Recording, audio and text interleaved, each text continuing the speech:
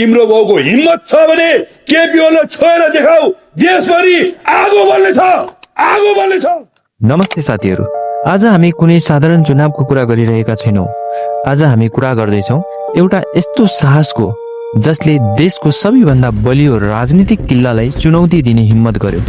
काठमाडौँको मेयर हुनु र झापा 5बाट चुनाव लड्नुमा आकाश जमिनको फरक छ। काठमाडौँ क्रोध एङ्गरले चलेको थियो, तर झापा सम्बन्ध रिलेसनले चल्छ। बालेन शाह त्यहाँ एउटा उम्मेद्वार मात्र होइनन्, उनी त ती लाखौं युवाको आश हुन् जसले बाकसमा भोट होइन आफ्नो भविष्य खोजिरहेका छन्। तर के एउटा आशाले दर्शकौंको आस्थालाई ढलाउन सक्छ?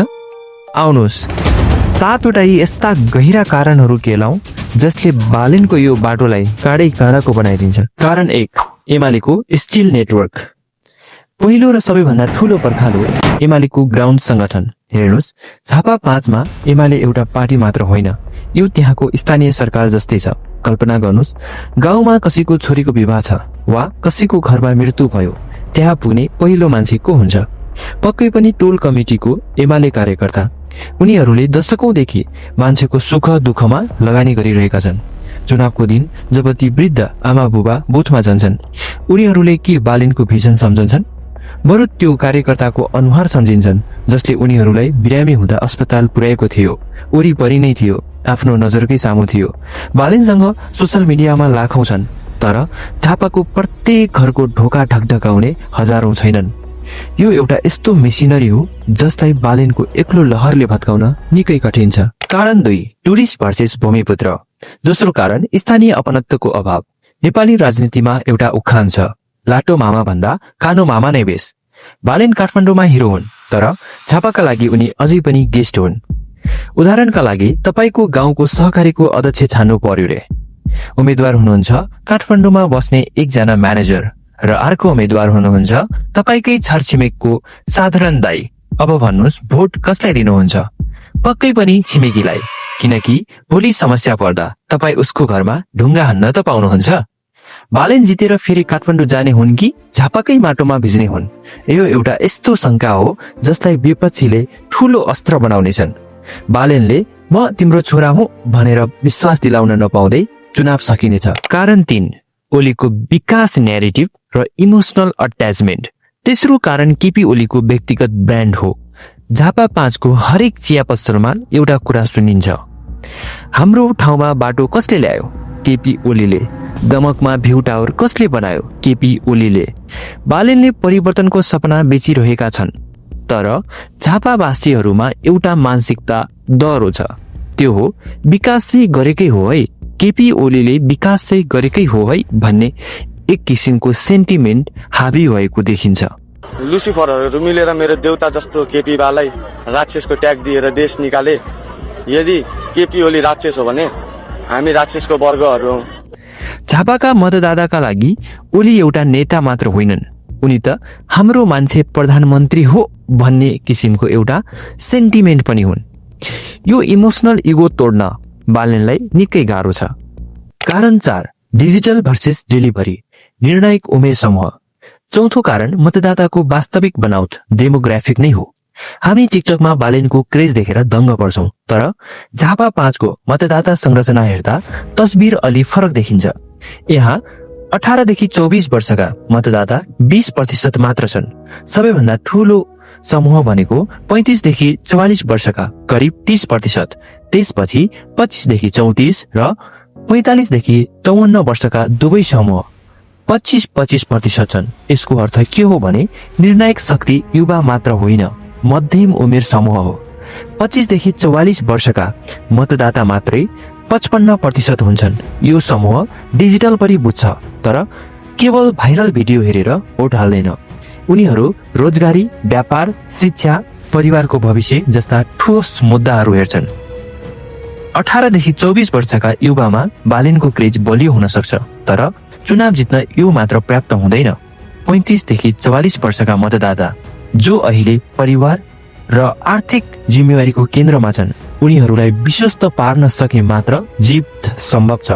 त्यसैले यहाँ लडाई डिजिटल लोकप्रियता भर्सेस भूमिमा देखिने डेलिभरी बीचको हो। कारण 5, बालेनको डोजर इमेज। पाँचौं कारण बालेनको कठोर छवि हो।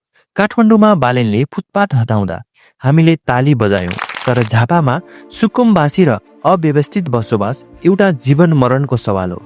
यदि कसैले तपाईलाई भन्यो यो मान्छे आयो भने तिम्रो वर्षौंदेखिको चुप्रो भत्काइदिन्छ, अब तपाई उसलाई जति सुकै राम्रो भए पनि भोट दिनुहुन्छ? पक्कै दिनुहुन्न। विपक्षीले बालिनलाई सुकुम्बासी विरोधीको रूपमा चित्रण गरिदिएका छन्। झापाका हजारौं परिवार जो ऐलानी जग्गामा बस्छन्, उनीहरूका लागि बालिनको दोजर विकास होइन विनाशको प्रतीक बन्न सक्छ। यो एउटा मनोवैज्ञानिक डर हो जसले बालिनलाई धेरै घाटा पुर्याउँछ। कारण 6, भोटको विभाजन। 6औं कारण भोटको बाँडफाँड नै हो। यो राजनीतिक गणितको एउटा दुखद पाटो हो। झापामा ओलीलाई हराउन चाहनेहरू धेरै होलान्, तर ती सबैले बालेनलाई नै भोट हाल्छन् भन्ने छैन। एउटा कलेजको चुनाव सम्झनुहोस्। एउटा पुरानो प्यानल छ र त्यसको विपक्षीमा 3वटा नयाँ अनुहार उठेका छन्। नयाँ अनुहारले गर्दा परिवर्तन चाहनेहरूको भोट 3 ठाउँमा बाँडिन्छ र अन्त्यमा थोरै भोट ल्याएर भए पनि पुरानै प्यानलले जित्छ।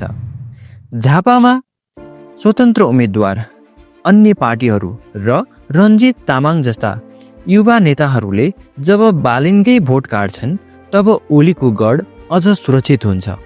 बालेनको हारको कारण उनी आफै होइन, बरु त्यो विभाजित जनमत हुन सक्छ। कारण 7, फेस टु फेस कनेक्ट र समयको अभाव। 7औं र अन्तिम कारण समय र संवादको कमी। नेपालको ग्रामीण राजनीति अझै पनि अनुहार देखाउने राजनीति हो। यहाँ केवल भाषण होइन, उपस्थितिले असर गर्छ। बालेनले देशैभरको जिम्मेवारी बोक्नु पर्ने हुनाले उनले झापाको हरेक टोल, हरेक चौतारी, हरेक चिया पसलमा पुगेर मान्छेको हात समाउन भ्याउँदैनन्। तपाईलाई कसैले भिडियो कलमा म तिम्रो भलो गर्छु भन्यो र अर्को मान्छेले तपाईकै घरमा आएर चिया खाँदै म तिम्रो लागि लड्छु भन्यो भने तपाई कसलाई विश्वास गर्नुहुन्छ? पक्कै पनि घरमा आउनेलाई। चुनावको समयमा मतदाता एउटा कुरा हेर्छन्, यो मान्छे हाम्रो बीच कति समय बितायो। डिजिटल प्लेटफर्मले लोकप्रियता दिन सक्छ, तर गाउँको राजनीतिमा भौतिक उपस्थितिले नै सम्बन्ध बनाउँछ। यदि यो प्रत्यक्ष संवादको कमी महसुस भयो भने मतदातामा एक प्रकारको दूरी बस्न सक्छ र राजनीतिमा कहिलेकाहीँ सानो दूरीले पनि ठूलो नतिजा दिन सक्छ। यी 7वटा कारणहरू सुन्दा लाग्न सक्छ बालेनको लागि झापा 5को बाटो बन्द छ त। तर साथीहरू, इतिहास साँची छ। जब जनताले परिवर्तनको संकल्प गर्छन् तब संसारको कुनै पनि किल्लाहरू सुरक्षित रहँदैनन्। काठमाडौँमा बालेनले जित्दा पनि धेरैले यसै गरी असम्भव भनेका थिए, तर नतिजा आज हामी सबैको सामुन्ने छ। बालेनसँग एउटा यस्तो अस्त्र छ जुन कुनै पार्टीको सिटिङ र संगठन भन्दा शक्तिशाली छ। त्यो हो युवाहरूको मौन लहर। यदि झापाका सचेत युवाहरूले यसपटक भोटको धर्म होइन भविष्यको कर्म रोज्ने निर्णय गरे र मतदाता केन्द्रसम्म पुगे भने माथिका सबै 7वटा कारणहरू तासको महल जस्तै ढल्न सक्छन्। बालेनको जित केवल एउटा सिटको जित हुने छैन, यो त नेपालको राजनीतिमा नयाँ युगको सुरुवात हुनेछ। उनले झापा रोज्नु नै यो कुराको प्रमाण हो कि उनी हारसँग डराउँदैनन्, बरु ठूला चुनौतीहरूसँग जुझ्न रुचाउँछन् र यही साहसले नै उनलाई एउटा साधारण नेताबाट बालेन बनाएको हो। तपाईलाई के लाग्छ? के बालेनले झापाको यो कडा चट्टानमा पनि परिवर्तनको फूल फुलाउन सक्लान्? के यसपटक झापाको इतिहासले फेरि उही पुरानो पार्टीलाई, पुरानो नेतृत्वलाई ल्याउला कि नयाँ इतिहास रच्ला? आफ्नो विश्वास र विचार कमेन्टमा निर्धक्क लेख्नुहोला। हामी सबैको एउटै चाहना हो, जित जसको भए पनि जित नेपाल र नेपालीको हुनुपर्छ।